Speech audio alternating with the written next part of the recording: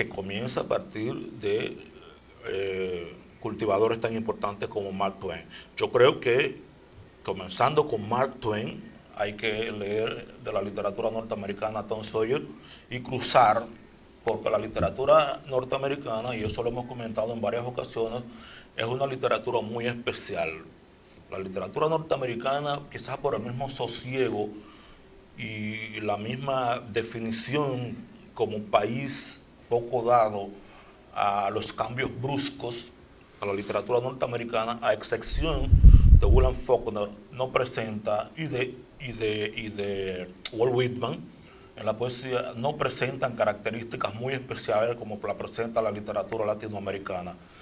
Por lo tanto, siempre se va a encontrar una literatura suave, aunque con sus profundidades semánticas, con sus profundidades filosóficas a veces, pero siempre es una literatura suave de leer. No la literatura light, a similitud de lo que nosotros hablamos en un programa anterior, pero sí una literatura un tanto lineal que puede ser disfrutada. Y encontramos en Estados Unidos una playa de escritores muy buenos, muchísimos han ganado el premio Nobel de Literatura, aún con esa literatura tan lineal. Pues yo recomiendo particularmente El viejo y el mar, de Ernest Hemingway, en la literatura norteamericana. Recomiendo en la literatura norteamericana Por quién doblan las campanas. La luna se ha puesto, que es una novela muy poco conocida de John Steinbeck, premio Nobel de Literatura también.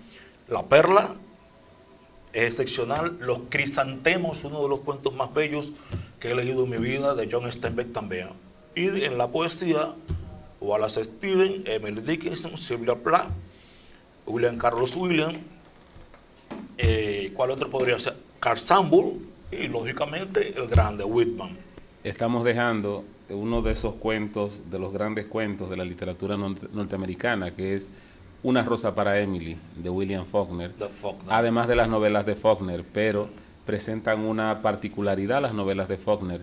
Son terriblemente difíciles para una persona que no tiene mucha práctica en la lectura. No son novelas fáciles, son novelas, son obras maestras, y como tales, para abordarlas se necesita de personas muy conocedoras que puedan apreciar la construcción de esa novela. O sea, no se recomienda a un lector que esté comenzando a leerse a Faulkner. Sin embargo, sí se le recomienda leerse a Hemingway, que es un escritor mucho más suave, como usted decía, El viejo y el mar, Por quién doblan las campanas, pero también está Steinbeck con La perla, que no es un escritor difícil, que se lee bien, porque la literatura norteamericana tiene una característica muy especial, y es que el americano escribe para que el pueblo lo lea, para que la gente lo lea, para que el trabajador lo lea, a diferencia de otras latitudes y otras literaturas que son literaturas para una élite. En Estados Unidos, la única excepción de literatura de élite se puede decir que William Faulkner, que escribe para escritores, no para lectores. Claro, si un lector se siente con la suficiente fuerza o la suficiente paciencia para abordarlo, puede hacerlo, pero no generalmente la literatura de Faulkner no es para los lectores comunes, es para conocedores de literatura. Literatura americana, además de los que habéis mencionado, que me parecen que todos se catalogan un poco lo que hemos hablado al principio, ese hueco donde deberían de acudir los lectores que están empezando y que tienen ganas, tienen avidez la lectura, por ejemplo, de lo que decía de Por quién doblan las campanas, es muy interesante. El viejo y el mar de Hemingway es más por la moralina, es más porque un profesor pueda aprovechar el mensaje, pero me parece más completa la novela, me parece más divertida las aventuras en la Sierra de Guadarrama de Por quién doblan las campanas.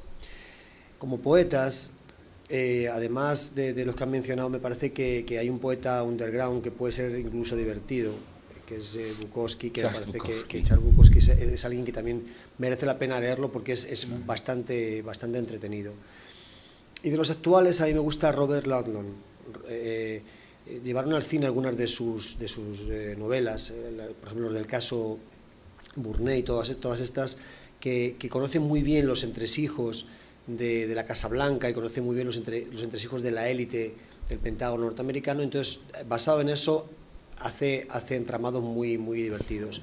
A mí me parece que la agenda de Ícaro, que es una crisis que se origina en un sultanato de Oriente Medio, y que hay un congresista norteamericano que se siente bien preparado para ofrecerse como voluntario y meterse como agente encubierto y solucionar la crisis. Está muy bien elaborada y es muy divertido, es un libro muy entretenido, es bastante grande, pero para un lector que le guste enamorarse de personajes, hay un personaje secundario, Manuel Wingras, que es un viejo simpatiquísimo, y en fin, hay una agente de la CIA también, Kalila, que es bastante... Entonces es un libro que sí es recomendable. La agenda de Ícaro, de Robert Lulu, me parece que como dentro de lo que es la literatura norteamericana actual, vale la pena echar un vistazo.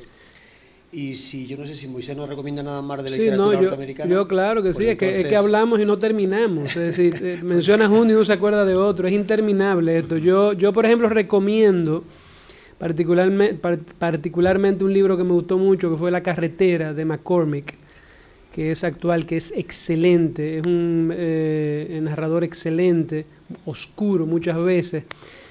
Ese libro plantea el escenario de un mundo posguerra, en donde un niño y su padre recorren todos los estados prácticamente de los Estados Unidos, buscando comida, tratando de sobrevivir solamente, y de llegar a un punto en donde hayan gente que no sean salvajes y criminales y asesinos y ladrones, porque la humanidad se transforma con ese caos posguerra. Y entonces es muy realista, es una narración, un realismo crudo, muy bonito. Y otro que no se nos puede olvidar, no se lo puede olvidar, señores, Edgar Allan Poe. Cualquiera de sus cuentos, cualquiera de sus libros, específicamente sus cuentos, es un narrador mundialmente conocido, y precisamente, como hemos dicho, uno de esos grandes escritores universales que no podemos dejar de leer. Sin embargo, yo he tenido una experiencia que me ha llamado la atención con respecto a Poe. Cada vez que nosotros hablamos de Poe, cada vez que releemos uno de sus cuentos, a mí me resulta muy acogedor, porque es un ambiente de verdad que el ver a alguien pensando o compartiendo con alguien, los silencios incluso, lo ingenioso de las tramas, a mí me resulta muy divertido. Tan divertido que lo recomendé a estudiantes de la escuela, con la sorpresa de que les costaba seguir el hilo. En cuentos como, por ejemplo, La carta robada,